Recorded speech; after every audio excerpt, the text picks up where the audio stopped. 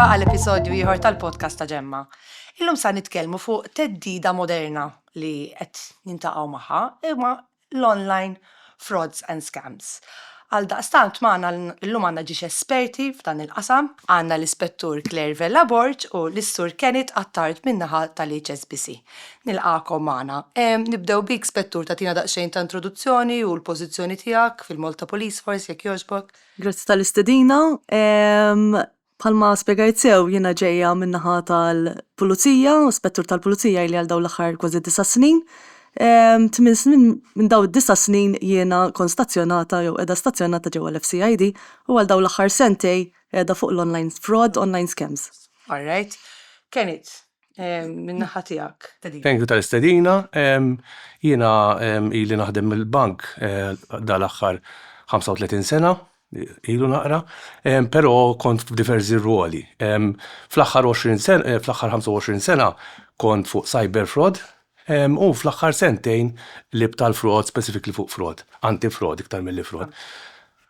Tistgħu forsi tagħtuna daqsxejn iktar ħarsa ġenerali ta' kif inbidlet il-panorama f'dawn l-aħħar snin fejn jidħol l-online cybercrime u l-scams u frauds online. Rajtu xi żieda, rajtu xi xiftijiet, xi tibdil, kien hemm forsi xi żmien partikolari meta rrealizzajtu li hemm bidla.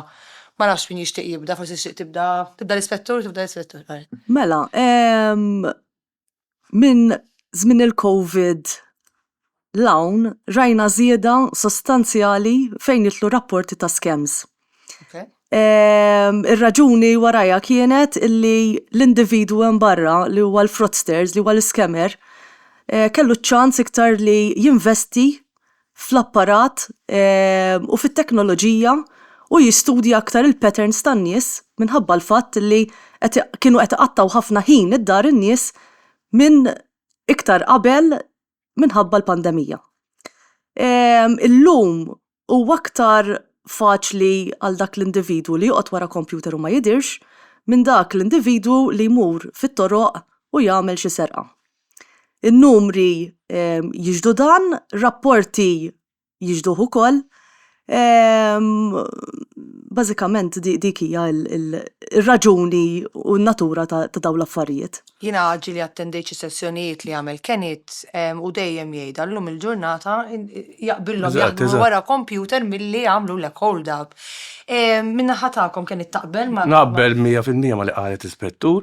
Li ġara dal-aħħar 5 snin jisu eżattament minn bidu beda l-COVID kien hemm shift qawwija tan-nies li jużaw digital payments u jixtru minn fuq l-online u dawn l-affarijiet.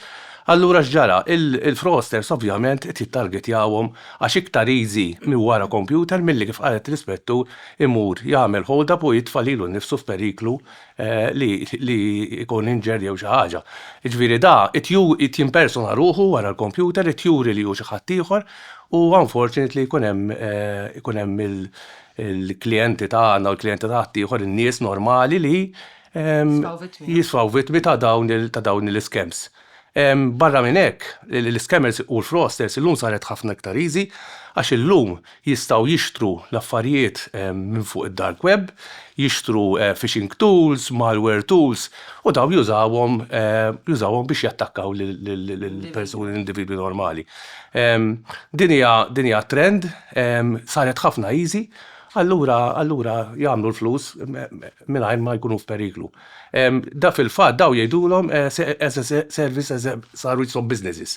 Daw jbijaw l-affarijiet u ma jagħmlux huma x-xogħol, daw jbijaw it-tools u t-tools jużawhom nies oħrajn biex imbagħad il-fraudsters propja biex jagħmlu biex jisibu l-flus. Bażikament jikkreaw daw l-apparat, imma huma fl-istess jisom jibqgħu bidejhom notfa x'għamlu qed jagħmlu huma. Min ibih daw it-tools mhuwiex l-istess persuna li jagħmlu l-frodi. Daw jikkreaw it-tools, jibijawhom u jqalgħu l-flus, mbagħad l-oħrajn jidħlu jimpersonaw ruhom u jieħdu jimpersonaw u jieħdu l-flus mill-customers u min-nies normali. Hemm xi tip ta' scam li bħalissa din taraw partikolari nina nimmaġa dejjem kemm dik il-fażi ta' pereżempju dal-iskem partikolari, dak l-iskem partikolari, hemm xi ħaġa bħalissa li qed taraw li qed tiġri iktar minn scams oħra. Mela, aħna dejjem naraw kważi dejjem l-istess 4 tipi ta' scams. li huma l-impersonating, il-business email compromise, il-Roman scams u l-investment scams. Mem l-ebda wieħed minnhom li huwa iktar jew inqas għalkemm ikun hemm ċerta trends, pereżempju, f'San Valentino li huwa frar ikollna Roman scams. Okay. Across the board ikonna l-investment scams. Okay. U il-business email compromise. Illi id-differenzi li naraw bejnietom huma l-ammonti ta' flus li n-nies hemm barra qed jitilfu fihom. Okay. L-impersonating ma jkunux daqshekk għoljin daqs kemm ikunu għoljin ir-Romans jew l-investment jew il-business email compromise. L-etajiet jaffettwaw ukoll. Ir-Roman scams ma nistax ngħid illi u mhix nisa l-iktar, irġiel l-iktar, mela il-maġġoranza li jirrapportaw magħna huma nisa. Okay. Ikonna rapporti minn irġiel, imma il-karattri ta' mara u għal dik ta' raġel forsi ibati iktar biex jirrapporta. Jew ħabba mistħija, jew ħaġa jew oħra. Fil-każ ta' etajiet, min issensib żagħżugħ li għadu jibda d-dinja. Għalfejn, għaliex l-iskemmer hemm barra jaf illi żagħżugħ li għadu jibda d-dinja fid-dinja tax-xogħol mhux se jkollu daqshekk flus x'joħodlu. Mela allura jiltaqa' jipprova ifittex persuna illi jew għandha naqra tal-età, jista' jkun illi l-persuna tkun romlot, jista' jkun persuna tkun single.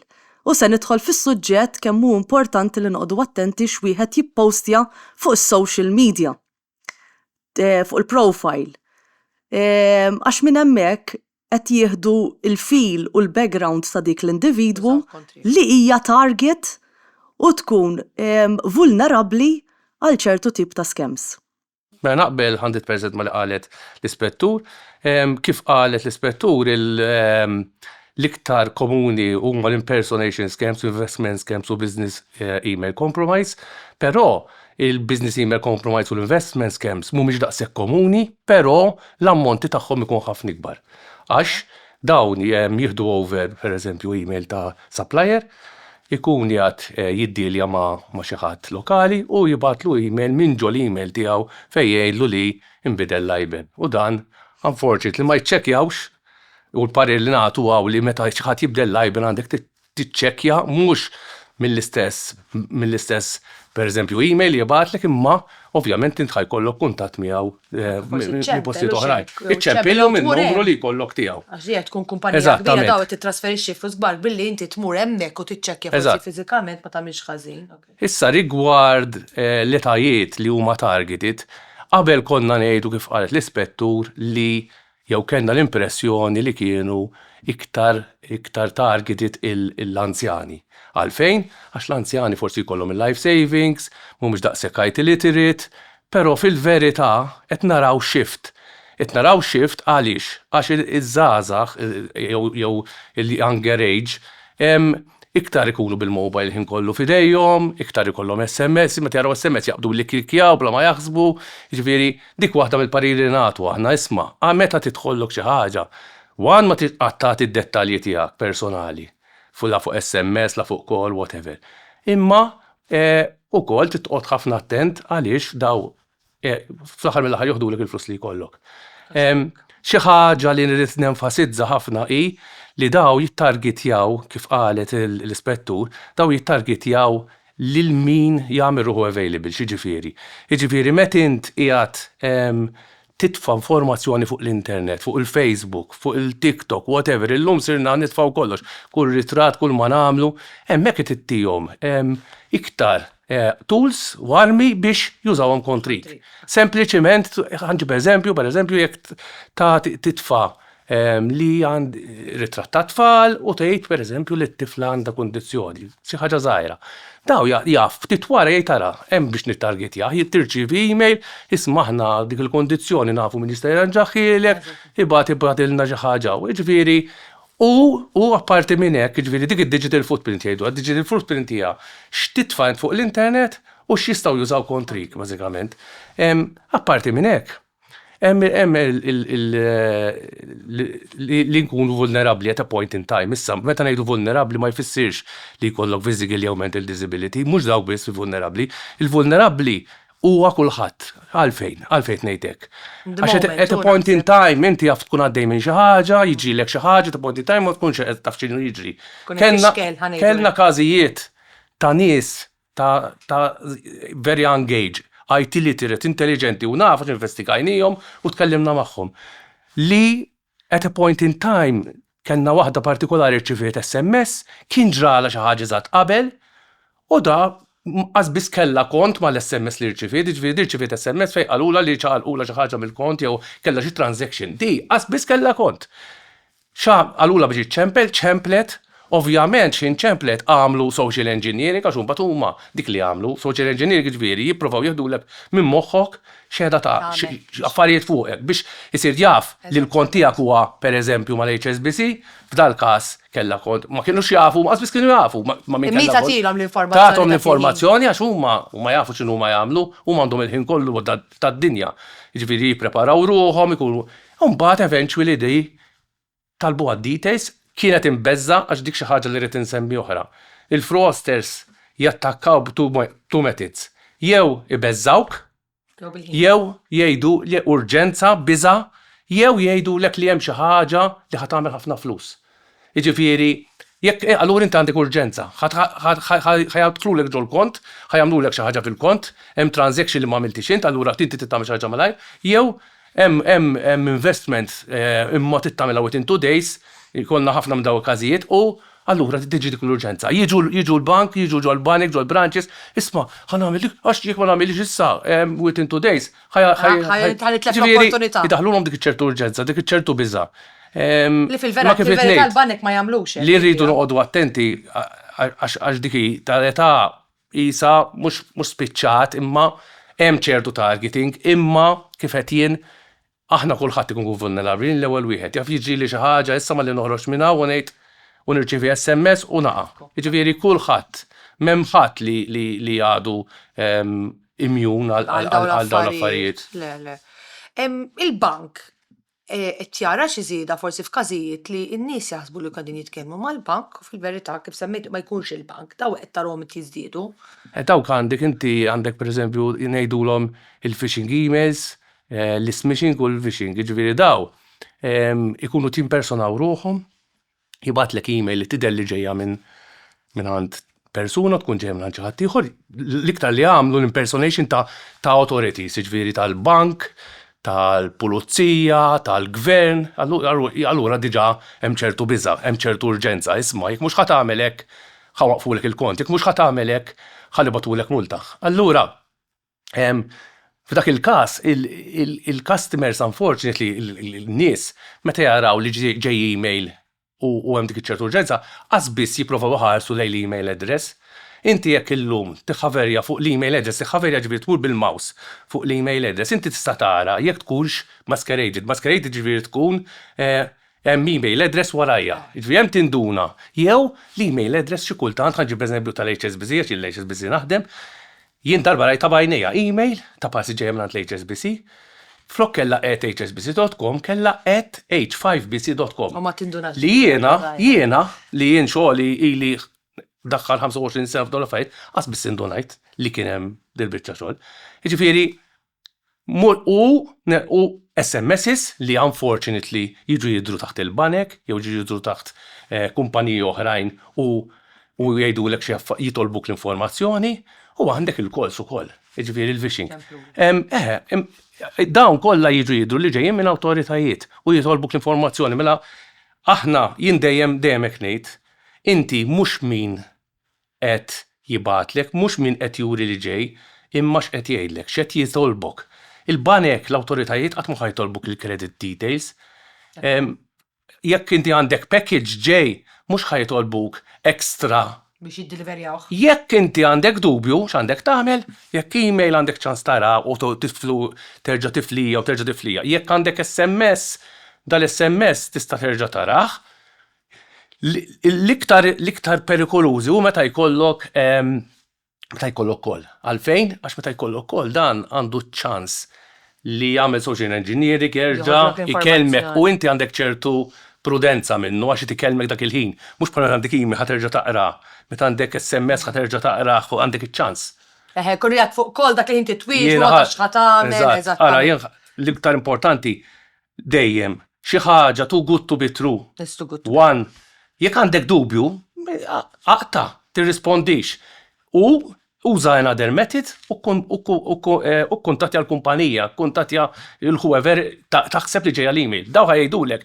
Jekk jgħidulek li ġej, jekk l-email tkun ġejja mill-HSBC, jekk l-SMS tkun ġej mill-HSBC, inti tista' ċempel il-call center tal-HSBC u l-HSBC jgħidlek, le, ma batnilek dik. Iċċempel inti fuq il-number mhux U m'għandekx l-urġenza qatt m'għandha tkun hemm. Iċċempel inti through another way, ma mhux bil-way li rċevejt. Jiġifieri jekk inti rċevejt SMS, ma tirrispondix l-SMS. Jekk inti rċevejt email għax daw tkun inti tikkuntattja lilhom stess. Sewwa, jiġifieri through another band. Jew tmur fiżikament. U hemm il-kumpanija u whoever it is ħajjgħidlek isma' le, aħna ma niċċarġawx għax ekstra l-parcel, il-parcel jiġi. Għax daw titqis ħaġa oħra. Daw ma jibatux f'daw ma jittargetjawx lil-kenit, ma jittargetjaw u ma jibatu across the board, jibatu SMS across the board u ġaħat jaqbdu. Jien nħobb nuża l-eżempju tas-sajjieda. Is-sajjied meta juża x-xibka, ma jgħidx ħanaqbad lampuka. Ekku, li jaqbad li. Jaqbad, issa da, minn Malta kollha mhux ħajsib xi ħadd li ħajċivi package. Ekku. So, U meta ikun hemm daw it-tip ta' scams partikolari qegħdin jippressjonaw il-bank. Il-banek kif jarfu l-klijenti SMS, telefonatu, normalment SMS jibgħatu hekk biex jgħidu lin-nies. ġifieri meta jkun hemm meta nindunaw, u aħna nindunaw millu jkun hemm ir-rapporti jew mill-fraud monitoring systems tagħna. Jekk nindunaw li hemm attakk li jkun qed jittargeti ħafna nies, irridu naraw kif ħanafżawhom ħalli ovvjament daw ma jagħtux il-credentials jew tal-cards jew il-user ID jew l-OTP ta' internet banking li qatt m'għandhom jagħtu by the way. Imma allura aħna biex niwarnjawhom għandna nibagħtu SMS normalment il-customers kollha tagħna. Ġieli mhux nitfgħu fuq il-website tagħna, fuq l-app, warnings li jismaw u anke nagħmlu pereżempju awareness fuq il-Facebook, fuq il-Facebook page tal-bank biex aħna nżidu l-awareness.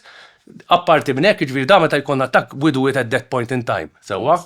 Imma the fraud awareness and education we're doing it also throughout because għax il-fraud awareness, l-iktar ħaġa importanti hija li n-nies ikunu jafu għax dik il-lum bħalmet fil-bidu, il-lum m'għadhomx jikħekkjaw u jidħlu għax iktar diffiċli tiħħekkja website. X'jagħmlu allura? Flok jikħekkjaw website, jiċemplu customer, jagħmlu social engineering u jgħidulu jtik id-dettalji u li tidħollu fil-kont u noħodhomlu. Iktar easy li tista' tagħmel social engineering għalfejn għax il-human, il-bniedem huwa the weakest link. Ġifieri s-sistemi jaf ikollhom is-security kollha. U mbagħad ikollok xi ħaġa żgħira tiftaħ ilu int li għall-user u l-password u jidħol. Ma problemi ta' xejn. Jiġifieri s-security kissir ta' kollha, mentri jekk da jrid jidħħel l-encryption jew irid jipprova jikħekkja website hija ħafna iktar diffiċli. Huma dejjem sibu the easiest way out. Easiest way out. Vera, unfortunately huwa l-bniedem the easiest way out għax aħna. Eżatt, dik hija bniedem huwa the weakest link. Inti ftit ilu semmejt il-phishing, smishing u phishing naqblu. Eżatt. Tistgħu forsi għal min qed jismagħhom tismana tispjegaw naqra x'inhu ma' sinifikati tagħhom it-three inks. Mela, phishing dawn huma kollha impersonation, ġifieri da ħajbagħtlek email, mela phishing email, smishing SMS u phishing call. Mela, il-phishing jibgħatlek email immin tkun impersonation, ġifieri inti ħatara bħalmet qabel diġà semmejta naqra li tkun ġejja pereżempju minn l-HSBC, mentre mhux veru tkun ġejja mill-HSBC. Issa il-phishing inti tista' kif qed qabel tista' b'xi mod tinduna. Iktar, it-li tal-huma iktar milli tinduna, għax l-lum jimpersonaw easily, iġviri tara minn fejn ġejja, mux ħat induna, għax inti tara email address tal-HSBC, tara SMS taħt it-thread tal-HSBC, tara call bin-numru tal-HSBC, da kollox jistaw jimmaskeredjawhom, iġviri aħna, il-customer ma jistax jgħid isma' Anzi, dak jaħseb li huwa veru HSBC. Issa, hemmhekk at that point in time, il-customer l-unika ħaġa li jista' jagħmel hu bħalmet ftit ilu x'qed jisaqsih. Il-bank, f'dal każ tinsemmi il-bank imma kumpanija qatt ma ħajsaqsik biex ittieħ il-credentials tal-kard, qatt ma ħajsaqsik biex ittieħ il-user ID u l-OTP tal-internet banking. Għalfejn, għax il-bank jekk irid għandu aċċess għas-sistemi, jiġifieri da jekk hemm problema u urġenza u fl-email, fl-SMS ħajjagħmellek urġenza, fimt, jiġifieri mhux ħajitlu, qatt ma ħajitlobhomlok, jiġifieri inti iktar milli tara min qed jiktiblek, iktar tittara x'qed jgħidlek. L-istess ħaġa bħalma jagħmlu jikħekkjaw Facebook tal-friend tiegħek, jibgħatlek SMS, jibgħatlek Messenger u jgħidlek isma' illum iqbad x'imkien u jitolbok il-flus. Da inti tgħid da normali li jgħid li isma' jitlobni flus, le mhux normali, ma jkunx normali. Allura x'għandek tagħmel? Ma tirrispondix u tċempillu in another way. Jekk tirrispondih bil-Messenger u dak huwa ħajġaw ixbukuma. Eżatt. Meta jsir żball mill-klijenti, mill-persuni u jagħtu l-credentials tagħhom, x'jiġri? Meta jindunaw li xirridu jagħmlu propja rrid ngħidlek, meta jindunaw li daw jagħtu l-credentials il-fraudsters, x'in jindunaw this is very time critical jiġifieri. Jiġifieri daw iridu l-ewwel ma jagħmlu jafżaw il-bank, jiġifieri jċemplu il-call center, jew imorru l-ewwel branch jekk tkun during office hours, imma aħjar jċemplu l-call center u jgħidulhom x'ġara u x'ma Importanti li tuhom id-dettalji eżatti. Għax il-bank jekk inti ma tihomx id-dettalji eżatti, jgħidu inti tajt l-user u l-OTP ta' internet banking. U barra minn hekk tajthom il-card credentials. Jekk daw jgħidulhom daw jissospendu biss l-internet banking jekk ma jgħidulhomx il-card ukoll. Fimti ġifieri importanti li tuhom informazzjoni tajba. Eventually il-bank ħajħu l-miżuri li hemm bżonn. Ngħidulhom ukoll biex jagħmlu police report ħalli jkun hemm imnaħa tal-pulizija ikunu avżati fuq dal-frodi u basikament mbagħad fidejn il-pulizija u fidejn il-bank li jieħdu ħsieb l-investigation biex jaraw eżattament x'ġara. Okay, u l-ispettur semmit ir-Roman scams li dawn minn frar narahom daqsxejn iktar. Qed taraw xi patterns ġodda xi tip ta' kif qegħdin jaħdmuhom dawn l-scams, tip ġodda, hemm ħafna stejjer famużi ta' nies li kienet jaħsbu qegħdin jitkellmu ma' xi atturi famużi nafuha u ma jkun xejn minnu.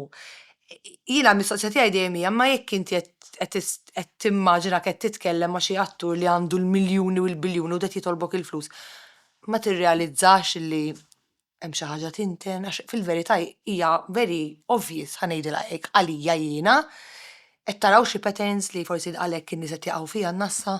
Iktar mill-patterns, il-patterns huma dejjem l-istess. Hemm persuna jew qiegħda fuq missjoni fi gwerra bħalissa fl-Ewropa għandna l-gwerer, pajjiżi oħra dejjem il-gwerer ukoll, ġifieri jiltaqgħu ma' soldati li għandhom bżonn għajnuna finanzjarja sabiex jgħaddu. Jew kella biex joħorġu minn dak il-pajjiż ħajkunu jistgħu jsibu ħajjithom iktar għal paċi, jsibu vittma, il-vittma toffri ruħha tibda tkun iktar konfidenti magħhom u jitolbu għal flus, kif semmejtu tajjeb tinħoloq ċerta urġenza, ċerta biża', iġibula responsabilità fuqha li m'għandix ikollha din il-persuna. Apparti minn hekk jidħol il-vizzju. Il-vizzju tgħid li fiex. Il-vizzju hu jiġifieri il-persuna il-vittma ma tkunx taf kemm qed tibgħat flus. Ma tirrealizzax kemm qed tibgħat flus u kemm il-bank account differenti qed tibgħat fih. Lejn individwi differenti. Jamew tipo, ngħidu aħna. Jaqbdu pattern illi inti fil-għodu mdorri tmur il-bank, mela ħanibqa' mmur il-bank jien, ħammur niġbed il-flus u ndaħħalhom ġo financial institution oħra. Għaliex għandna każijiet oħra li l-banek jiġbdulhom l-attenzjoni u xorta jibqgħu jibgħatu l-flus. Jiġifieri hija biża' hija kurżità. Hija kumpanija fl-istess ħin għax dan hemm xi ħadd qed jibgħatlek round the clock illi jgħidlek inti kif inti mhux bil-forsi qed jgħidlek dejjem għall-flus, imma l-end result ikun ibgħat lill-flus. daqqa għax treġat li traċedja, daqqa biex tidħol għal ġo xi membership ta' ġo pajjiż jew ġo xi palazz. Jiġifieri Jużaw ħafna tattiċi. Kien minnhom semmejt u fakkartni f'xi ħaġa li il-beneficiary bank, il-beneficiary account, ġiri jkun differenti, huma jkunu jitkellmu ma' klient eżempju, u l-beneficiary account ikun ta' Fisem xi ħadd Ġulja Zopparti. Jiġifieri daw qasbis kif ikunu għomja. Le qasbis jagħtu każ lil min itibatu. Tant ikunu brainwash fuq di, jiġifieri daw jiġu I mean apparti social engineer jiġu brainwashed fil-veru sens tal-kelma.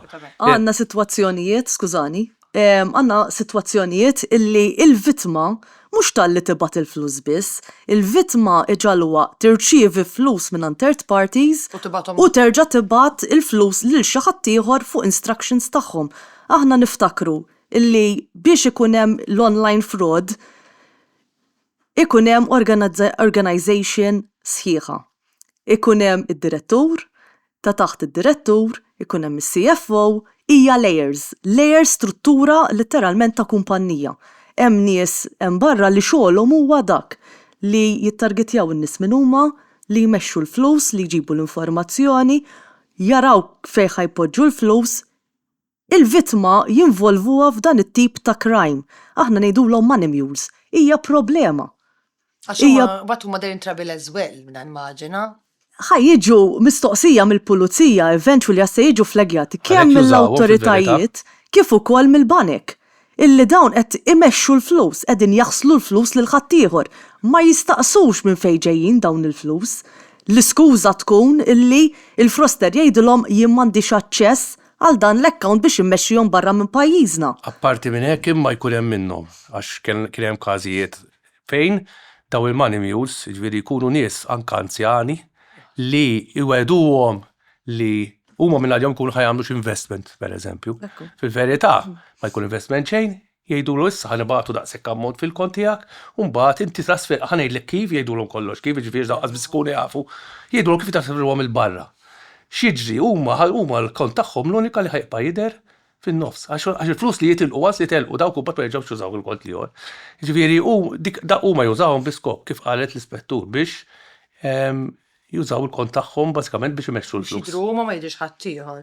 U dawn naħseb jistgħu jkunu wkoll li jiġru barra minn Malta, ġifieri barranin qed jattakkaw il-Maltin. F'dak il-każ min-naħa tal-pulizija kif twexxu għall-investigazzjoni? Mela, imbilli l-individwu jagħmel rapport mill-iktar fis mal-banek. Jew magħna ma nkunu solvejna xejn. Għal-fatt illi kif qedtilkom qed nispjega qabel, il-persuni ikunu diġà qed jistennew quddiem il-kompjuter, qed jaraw il-flus deħlin, fil-mument li daħlin ħerġgħu jarawhom ħerġin.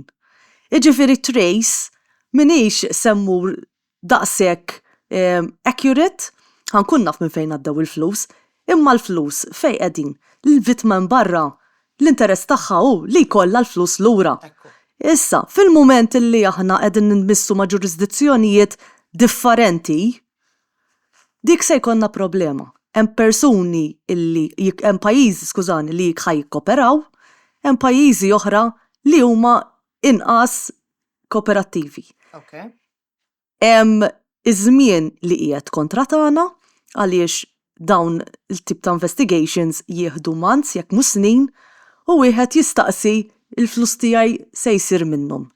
Bħala investigations, l-investigations min-naħa tagħna l-ewwel ma naraw fejn marru l-flus, niċċekkjaw dak lajben jekk huwiex known kemm magħna kif ukoll ma' pajjiżi oħra. Fil-mument illi jkollna hit illi jew l-individwu huwa investigated minn dan il-pajjiż, jew il-lajben number huwa unknown, aħna nibxu għar-regatorji. Jew il-European Investigations Order, jew nkella il-Mutual Legal Assistance. Il-European għax jibqgħu ġol Ewropa, il-Mutual Legal Assistance għax joħorġu barra mill-Ewropa. U nibdew nikkoperaw ma' pajjiżi oħra biex jibatunna l-bank statements, ħannaraw minnu l-individwu ta' wara il-bank account, jinqalaw issues oħra għaliex l-ID card ġie li tkun misruqa, allura hemmhekk id-dubju l-inqas dubju huwa favur il-perpetrator. Ikonna issues oħra għaliex illum mhux bil-fors għandek tmur qudiem il-bank biex tiftaħ bank account imma virtual tista' tiftħu wkoll u dik għandna issue oħra biha. Tgħidli allura x'inhu r-riżultat li l-flus jinġiebu lura. Każijiet ta' suċċess kellna. Każijiet pending għandna ħafna. Kemm hu iktar importanti li l-edukazzjoni mhux li tibda mill-anzjani, imma li nibdew nintroduġuha iktar fis-snin bikrin li llum nafu li t-tfal tagħna għandhom iktar aċċess għal mobiles, iktar aċċess għat teknoloġija, mela allura b'wording sempliċi nippruvaw ngħaddu dawn it-tip ta' messaġġi iktar għalihom għax l-edukazzjoni joħdulna affarijiet, imma l-edukazzjoni ma jħodilna ħadd. Prevention is always better than cure. Barra minn hekk biex nżid ma li qed int, issa iktar ġid diffiċli li jiġu l-flus lura minħabba l-fatt li jissanna instant payments.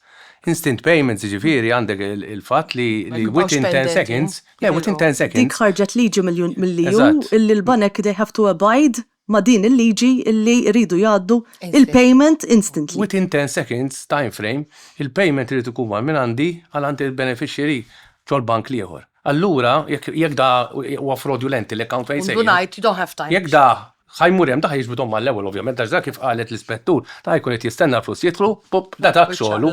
Jiġifieri mhux ħajjagħmel offstanar u ħajħalli hemmhekk. Xi ħaġa oħra li forsi biex inżid ma li qalet l-ispettura fuq romance scams. Romance scams nixtieq wkoll ngħid li trends li naraw hemm trend li ħafna minnhom ikunu nies vulnerabbli, xiġifieri vulnerabbli, semmejta diġà vulnerabbli. Rajna ħafna każijiet simili fejn il-persuni kienu nies lonely, jiġifieri jew kellhom xi mewt fil-familja, jiġifieri jew spiċċaw weħedhom bażikament. Mitilhom il-raġel jew il-mara bidin bla tfal jkunu d-dar. Allura l-unika ħaġa li jibqalhom dawn huwa x'ismu il-computer, il-Facebook. Allura ma li jsibu xi ħadd li juża nerġgħu immorru għad-digital footprint tal-persuna l-informazzjoni li tihom int. Ħajuża kontrik. Ġifieri kien hemm każ l-Ingilterra fejn waħda mara kienet qed tippostja fuq Facebook, kien għandu kemm imut raġel, kellha tfal kienu ma jgħixux magħha, allura di l-unika ħaġa li baqala kif qed ngħid. Di kienet ma kienx tippostja ħafna, ma kienet tippostja pereżempju li tħobb dak iż-żmien, kienet tħobb il-futbol, kienet tħobb xi affarijiet oħrajn, insomma. Kombinazzjoni daw ikunu il-fraudsters ikunu din iduru fuq l-internet biex isibu kif ngħidu d-debboli biex jaraw il-min ħajattakkaw. Hemmhekk di veru ġrat, jiġifieri da kien hemm xi ħadd minn fraudster u beda jibgħatilha. Kombinazzjoni da kien iħobb l-affarijiet eżattament li tħobbi, jiġifieri jekk dik kienet tħobb. Match made in heaven. Eżatt, di hekk qalet. Mhux neċessarjament qed tifittxu relazzjoni intima, anke sempliċement kumpanija. Fil-bidu ma tibdiex li trid relazzjoni intima dik kumpanija kull ma trid. Imma xiġri, imma huma l-fraudsters jafu x'huma jagħmlu. Daw ma jeħdux ġimgħa, ma jeħdux daw iġibu trust. Allura jagħmlu kuljum joqogħdu jitkellmu mal-persuna, jafu x'inhu x'għandha ħażin, jibda jidħol iktar fid-dettall. Wara li jġib trust, mbagħad hemm jattakka, mbagħad hemm kombinazzjoni jinqabad x'imkien, jew jiġilu xi ħaġa, jew jinqabad Dubai, ma jistax joħroġ mid-Dubai, u l-ewwel darba jitloba forsi €500 biex ma jtiex daqshekk skoss. Ma mbagħad nibdew. Mbagħad jibda 500, mbagħad wara ftit ġalwek dejjem bl-iskużi. Daw dik waħda mill-każijiet li jaraw il-footprint tiegħek, digital footprint u jattakaw. Romance scams għandek ukoll fejn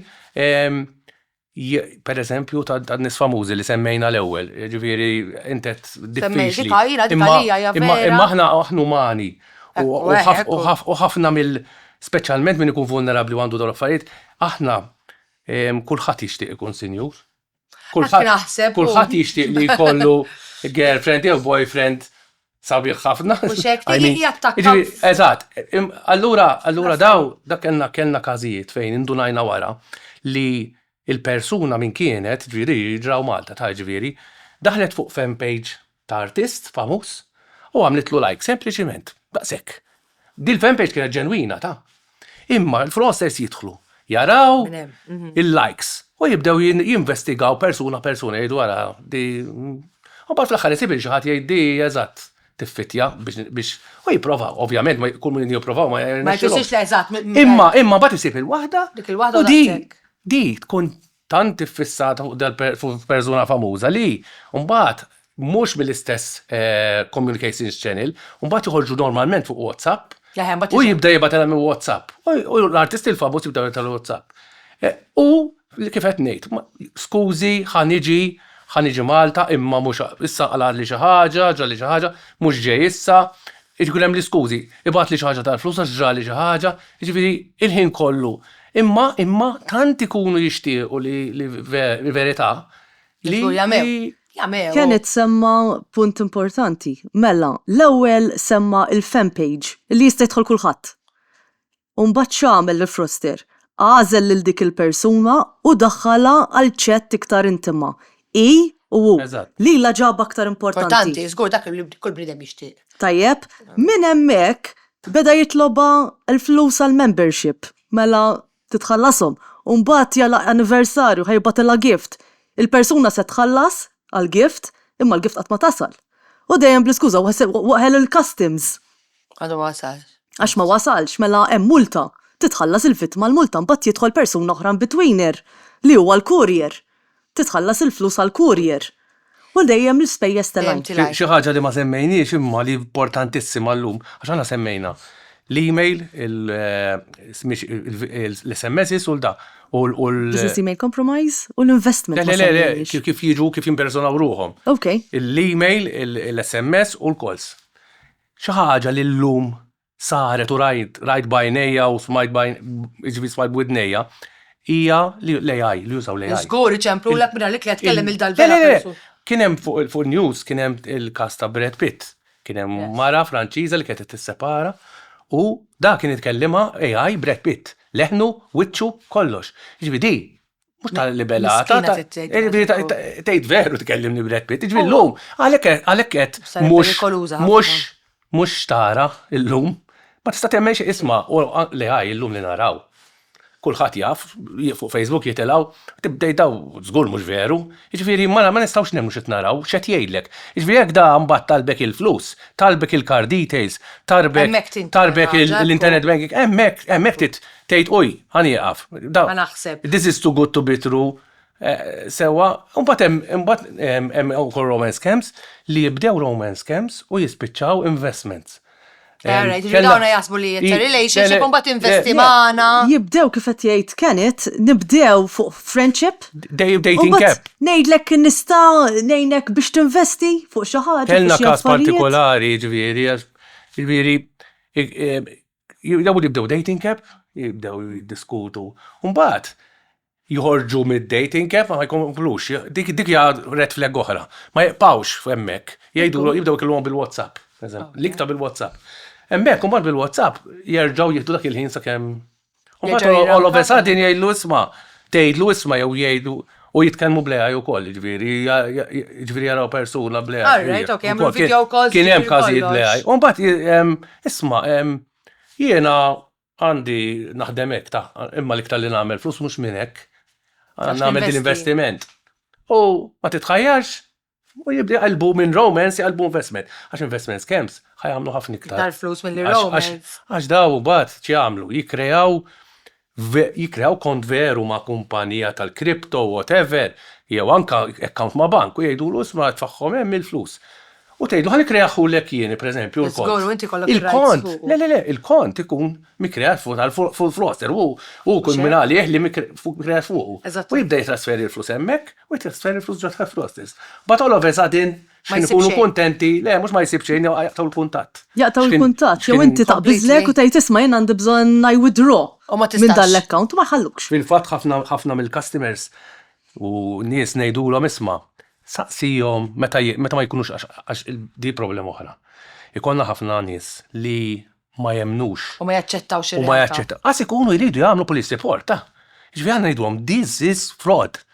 Ma jkunux jridu jmorru jagħmlu police report għax ma jemnux. Tant ikunu konvinġewhom, tant Għandna nsibu sitwazzjoni oħra li l-banek jirrapportaw, ir-rapporti jaslu għandna, aħna nkellmu l-klijenti tal-bank, joħorġu minn għandna Jiena nitlob il-bank statements lil-banek u nibda ninduna il-flus xorta baqgħu ħerġin. Nirrealizzawx. Jina naħseb il-problema hija dina. Qabel konna ngħidlek dejjem ngħidu if it's too good to be true, most probably it is too good to be true, ħanejdu hekk. Dejjem nisma' xina ġieli mort kif qed ngħid sessjonijiet li offri kienet qatt tagħtu dettalji, il-bank qatt ma jitlobkom ċertu dettalji. Jisafejna fina meta l-bank isaqsik għall-aħħar 4 numri tal-kard meta jkun hemm xi bżonn Eżatt, verification. mhux għax iċempillek u jgħidlek ikkonfermali. Mal-froster meta jitolbok, speċjalment card details, Ħajtolbok ħajtolbok kollox. il-card number, il-CVV u l-expiry. date. Għalfejn biex kun jista' juża biex Biex jixtieq. jixtieq, ġvarna dejjem nismaw jisħaq fuq għatta il-card number u l-expiry date, pero naħseb forsi jina nara ħalli forsi ċertu nies ma jirrealizzawx li hija scam jew hija frodi għaliex għax ma jirrealizzawx li daw in-nies dan huwa xogħolhom. Li da x'in inti tibatlu l-messaġġ ħajwiġbek lura. Ħafna nies jgħidulek kieku xi ħadd biex jisraqni mhux ħajkollu l-ħin li jaqbad jwiġibni dak il-ħin da jagħmel ħin għalija kif nibatlu jwiġibni jew kif nibata. Forsi dik hija il-problema li n-nies mhumiex qegħdin jemmnu għalhekk mhumiex jemmnu għax this sounds like a normal relationship. Anzi n-nies pjuttost ikunu jridu jemnu xi ħaġa li mhijiex veru. Ikunu jridu jemnu li jistgħu jsiru sinjuri malajr. Dik iva. Allura aħna umani kif qed qabel, jiġifieri inti tibda tkun tixtieq. Allura mbagħad jiġri int meta tara opportunità irbaħt, ikun hemm min jirċievi email li rebaħ xi lotterja. U titħallas biex tiġibi flus. Qasbis ikun. Ipparteċipa. Qasbis ikun ipparteċipa. Il-pakkett li semma tajjeb kienet. Fi żmien Diċembru jibdaw in-nies jordnaw minn barra. Ġej il-pakkett minn barra bid-delivery. Aħna sibna każijiet illi anke min mhux qed jistenna dan il-pakkett ukoll jafas fuq il-link. Isma' jiena ġrat li milux għandi pakkett ġej vera, pakkett ġej dakinhar vera, u hekk jgħidu li hemm problema l-customs irid iħallas xi tal-flus. Jiġifieri alright, ma waqgħitx għalija, imma il-ġesu l-kombinazzjoni għalhekk dak u niftakar meta kont kellimt ma kien għalem dak mhux lilek biss jibgħatuh il-messaġġ, għadżekkaw klienti dakinhar vera. Bħal tax-xibka tas-sajjieda, di jibgħatuha da minn Malta kollha possibbli mhux ħajabdu l xi ħadd li għandu pakkett. Eżatt, hekk niftakar hekk kien Issa xi ħaġa oħra li nixtieq inżid li xi ħaġa li jkun ġo moħħ il-customers jew in-nies li meta daw jitolbuhom il-card details, daw ma jagħtux każ għax għadhom m'hemmx il-mentalità isma' ma nistax nagħti card details. Huma li jaraw jgħidu u iwa to 35.